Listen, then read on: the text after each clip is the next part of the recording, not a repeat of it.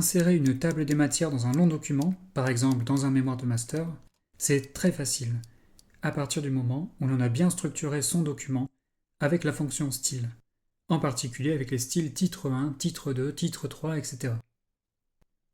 Allez voir la vidéo correspondante si vous ne savez pas comment faire.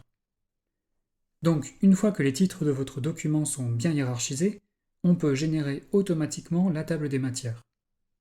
Sur Word, on commence par faire référence, puis insérer la table des matières et on insère le format souhaité. Vous avez la table des matières qui apparaît, et elle est directement cliquable, c'est-à-dire qu'on peut appuyer sur la touche CTRL et sur un titre, et la table des matières nous amène directement à l'endroit du titre. Vous pouvez changer les apparences de votre table des matières avec les onglets habituels, police ou paragraphe qui sont situés dans l'onglet accueil. Un point de vigilance, lorsque vous modifiez votre document, la table des matières ne se met pas automatiquement à jour.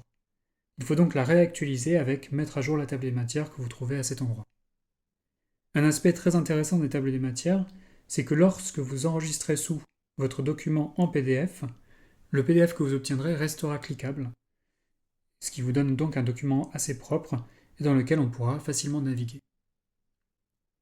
Sur LibreOffice, on commence par aller dans Insertion, puis Table des matières, et là on peut choisir la table des matières à insérer, notamment le fait qu'elle soit en une ou deux colonnes, et ensuite on clique sur OK. Vous avez la table des matières qui apparaît et qui est directement cliquable, c'est-à-dire que vous pouvez appuyer sur la touche CTRL, puis sur un titre, et le document vous amène directement à l'endroit du titre.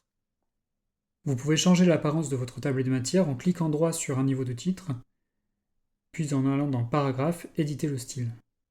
Un point de vigilance, lorsque vous modifiez votre document, la table des matières ne se met pas automatiquement à jour. Ça signifie qu'il faut la réactualiser en faisant un clic droit dessus et en faisant actualiser la table des matières.